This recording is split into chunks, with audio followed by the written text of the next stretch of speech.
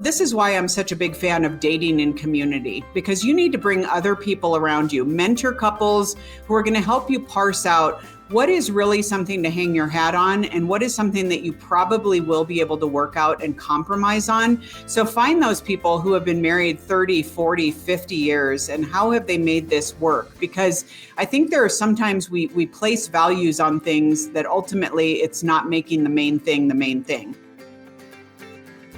Hey, look out. It's Faith Talk Today. I'm Rick Probst. Another beautiful Atlanta weekend, rubbing it into our favorite guest, Lisa Anderson from The Boundless Show. Focus on the Family's the Boundless Show. We're going to talk to her in just a second. She is our favorite. I used to write on my notes here, one of our favorites, but a few years back, I decided, she really is one of our favorites. We're going to talk to her about dating, something I haven't done in 40 some years. So I'm sure it's changed. We used, chisels and stone then, but now it's a different thing. We're going to talk about frustration because according to Lisa, it's a frustrating atmosphere because, well, it could be politics, but it's not just politics. We're going to talk about that in just a second. Podcasts, thank you so much for downloading ours and watching them. You can on Facebook and YouTube, and you can share them. Please get yours at faithtalkatlanta.com or wherever you get your podcast. Lisa, how are you? I am doing well, although I am making a note to myself, Rick, that I'm going to do a deep dive into your show, into these past episodes, and see if, in fact, you have told another guest that they are your favorite.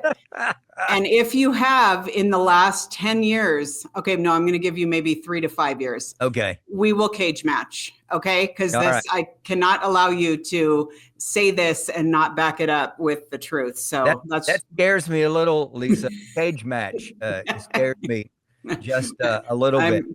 I will do it. I do have one of our favorites. I have said that a few times, but you're the only one that I've said our favorite here. Okay. And you really, really are. Thanks for bringing what you bring. I do want to cover this before we get into the important stuff.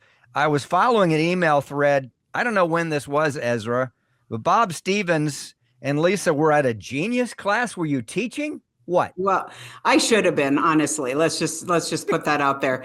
No, it's a thing called the Working Genius, which is, I don't know if y'all have heard of Patrick Lencioni. He's a business consultant that has written a number of books specifically on workflow, working styles, all of that. So we brought him out here to focus because apparently it was like, we need to fix all of you, So we were in a training that supposedly is going to equip us to be ambassadors here at Focus on the Family in how to implement these things amongst our teams. Now, whether or not they are willing has yet to be determined, but Bob and I even had to sit next to Bob. I'm like, Bob, okay, here we are. We're sitting next to each other for 2.5 days. So, I'm now getting a break from him. No, Bob is great. He's a great guy. Bob Stevens of Focus on the Family. We hear from him quite a bit, or Ezra does. He really doesn't want to talk to me, but he does love Ezra, and everybody does. But yeah, I found that very funny. They went to a genius class. I've got to ask her, was she teaching? Please do not pass that on to some corp folks. I think we're doing fine where we are. Lisa Anderson, Boundless Show, Focus on the Family. Let's talk about dating. It's a different animal. I mean, that's a no-brainer softball statement, right? Here we are, 2025. That's a long, far cry from 1978 to 1980 back in the day. You brought up politics, and it's not mainly politics. But it seems to me, and maybe this is just my ignorance, back in the day, if there were political differences, well, they didn't seem to be that divide. It didn't seem to be so far. But it just seemed like people could stay married, a healthy marriage, and just maybe not bring it up, but only focus on the things that they could really connect with. But nowadays, everybody's just so angry. How do you see that? Let's talk about politics first. Sure. Well, I think first of all, if you think back, Rick, to what shockingly is not even that long ago, if we look at like the mid 2000s, really, I see a lot of this coming about. So maybe let's back up 10 years prior to that. the advent of the internet basically made opinions and ideas available to all. So the advent of the internet, followed by 10 years later, the advent of the smartphone, and really everyone ending up with a smartphone and having this information and opinion, quite frankly, available at their fingertips, now made it where it used to be exactly what you're saying. You know, back in the olden days, in the 70s, Rick, when you were dating, this was like, you actually got to know a person, whether it was on your street, whether it was in your church, the PTA, or wherever you were involved. You got to know them as a person before you got this complete profile of their opinion on every issue known to man. Wow. Yes. Now you can go, I mean, if you even decide you're going to do a date with someone, you can go look up all their social media accounts and learn everything about them and make a snap judgment about who they are as a person based on what they have typed in there. So that has really stunted us. So you think politically, I mean, coming off of an election that, quite frankly, was contentious, and we all know some of us had to take social media pauses just based on the vitriol that was out there. Yes. There are people who are like, if you voted for this candidate, I absolutely cannot do coffee with you. I mean, they were just making that decision. Or if you voted for this candidate, you are probably an idiot. And as a result, I don't want to hitch my wagon to yours. And so the assumptions about even moral character, I mean, we're not even talking about like, you don't know the facts, or you're making a bad decision, or why would you think this person's policies are better? We're talking about you're making a decision that this person is morally corrupt for having voted for this issue or this person. That's where the line is being drawn, and we're seeing a lot of problems. Lisa Anderson, host of The Boundless Show. Check it out. You hear it here at Faith Talk Atlanta. You can also go to Focus and find out more, and love the show. Let's talk about Christians that are frustrated with each other. And I don't even remember these back in the day. I mean, I've not always been a Christian, but right around before I got married, I was a Christian. Some of these didn't really come up. Maybe they should have. I don't know. Some good stuff here. Doctrinal differences. Explain. Sure.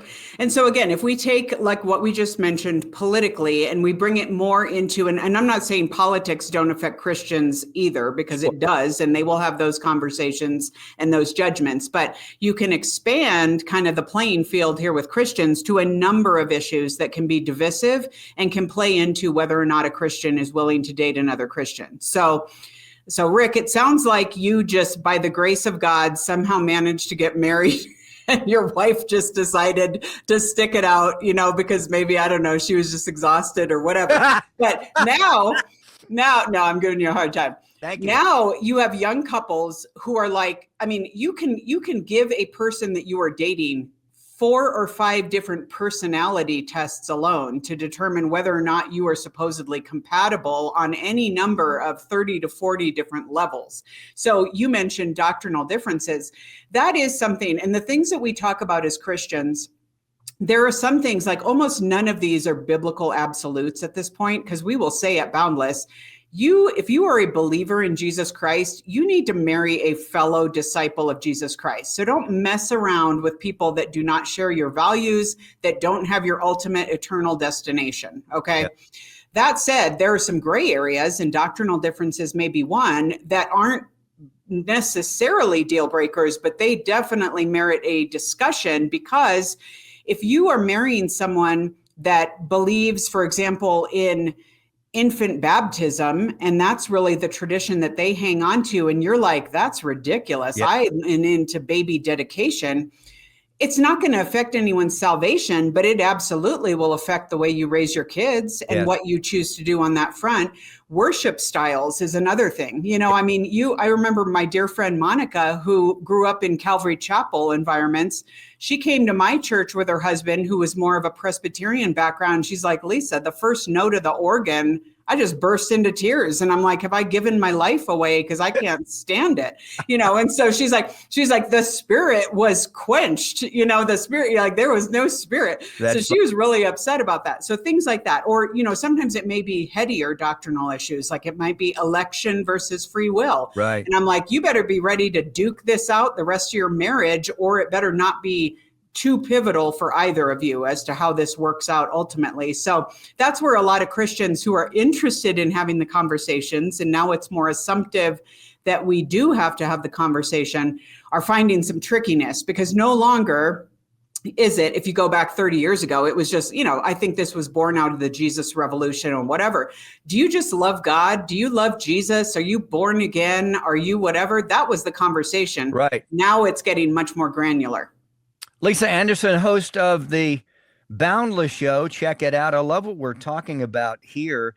And there's so many other things that you wrestle, and not just spiritual things, but important things like financial concerns, expectations surrounding kids. That's a huge one. I think I brought this up before years ago. We knew a couple, and they got married and they didn't talk about kids, and he wanted kids and she said, there's no way we're having kids. It seems to me that would be something you would bring up, before you say, I do, and I do.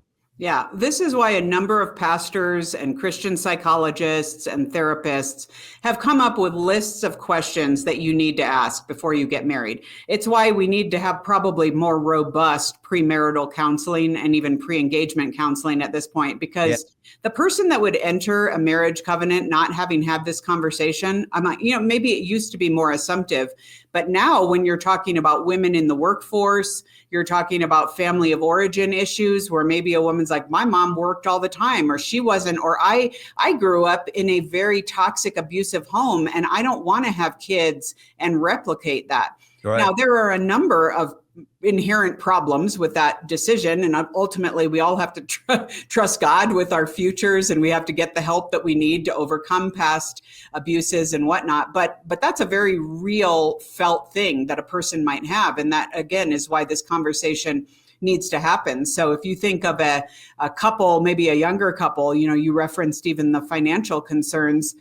There are, where millennials and Gen Z are right now, Rick, just with student loan debt in and of itself, you might be a person who is bringing $100,000 or more of debt into your marriage. Yeah. Your fiance better know about that.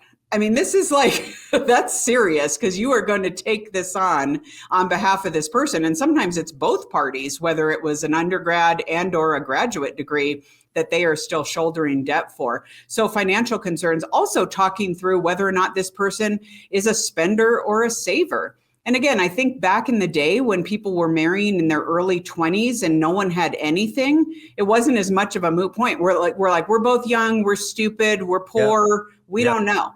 But now you have people marrying in their 30s. They have got 401ks. They have got considerations around that. They may own a home already. Now we're talking about something that there's more on the table, and it bears more conversation on the front end.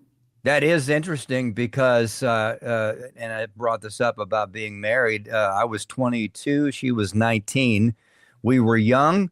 I was am an only child, and she was one of 13. So the financial, for me, the world is my oyster, right? And so I had to learn and to grow up. And so we've kind of switched a little bit. Now I'm really tight on money. No, we can't buy that. And so, I've had to, tighten up over the years. And as a father, my oldest son and his wife married both at 35. And she had already purchased a townhome, and they're talking about buying homes, and they're talking about, and so, what a different dynamic, a setting than back in the day. What's the answer to, it's not just say, okay, I'm flicking you now. So since we're not seeing eye to eye, obviously they can get resources, listen to the Boundless Show. What can they do? What can people do? Sure. Well, I think first you have to know yourself. So it's very helpful for you to figure out what, and again, we're not talking core values here. So this is, again, get your core values in place. And there should only be about 5 of those related to faith, related to the general trajectory that you're on in your life, maybe some conversations around career and calling and kids, all of that stuff. But when it comes to these other things, know how you operate and what is truly important to you. And then it is real. This is why I'm such a big fan of dating in community, because you need to bring other people around you, mentor couples who are going to help you parse out what is really something to hang your hat on and what is something that you probably will be able to work out and compromise on. So find those people who have been married 30, 40, 50 years and how have they made this work? Because I think there are sometimes we place values on things that ultimately it's not making the main thing the main thing. And, even when we're talking about spending styles, it is very common for a young adult now when you see the Amazon culture that we live in, that's just like, I'm having a bad day, so I'm going to order something on Amazon. Right. That is like standard operating procedure for some people. In fact, I'm cracking up because I just saw a meme. It was coming off of the Christmas season, and it was a woman who said, I've bought so many things on Amazon at this point that if a goat shows up at my door, it is what it is. I mean, it's just this idea of like, this is how this is playing out, okay? But this is causing major tension in marriages. So this is, again, bring in a pastor, bring in a counselor, talk through some of these things. Don't just do this 5-session nonsense premarital counseling where they're going to barely scratch the surface. You might need to get some resources behind you to really start having this conversation and figure out how it's worked for other people. Such wise counsel, Lisa Anderson, the host of the Boundless Show. What are you excited about for the future for yourself or Boundless? Oh my goodness. We've got a lot of, speaking of just some of the things that are hard that young adults are wrestling with, we actually have coming out this week on the show, a great conversation with a licensed professional counselor on trauma. So identifying, and this plays into dating, it plays into just general emotional health, identifying trauma scenarios, maybe from way back in your past. If you're triggered by things, where is the source of that? What's that coming from? That's and good. So identifying that and putting the gospel to bear on the hurts that we've experienced in our life. So we don't just say, well, that's just who I am. I'm just a person who rages. I'm just a person who cuts other people down. No, you might not need to dig back and figure out where healing needs to occur there. So that's pretty cool. Something that we're working on now on the show this week. We've got some pretty heavy hitting things coming up. We've got some stuff around sexuality coming up. We've got things around more family of origin topics, and then some fun dating topics as well. So it's all, we keep it pretty fresh and nimble here at the Boundless Show because our young adults don't let us do anything differently. That's so good. Lisa Anderson, host of the Boundless Show. No matter what your age is, check it out, and you can always pass it on to children, grandchildren, nephews, nieces, et cetera. But it's good stuff. The Boundless Show with Lisa Anderson, our favorite guest. Make sure we put that on the ticker next time, Ezra, our favorite guest. Yeah, we do that. Love it. Did I say that to Katie Lee from Adventures in Odyssey, that Lisa Anderson was our favorite? I think I did. You better have. Yeah. Lisa, sure. You're amazing. We look forward to talking to you again. You need another cruise, by the way. I really feel led of the Spirit to tell you that. Another cruise. I do. Give Ezra a raise. He just added our favorite guest to the ticker. So, yeah, he deserves it. And that's why they call you and Bob geniuses. There you go. Hey, thank you so much for watching and listening to the show, Faith Talk Today. You can listen to it and watch it on podcast. Get them wherever you get your podcast, Facebook and YouTube as well. Next week, another great guest coming up. Have a good week. I'm Rick Probst. See ya.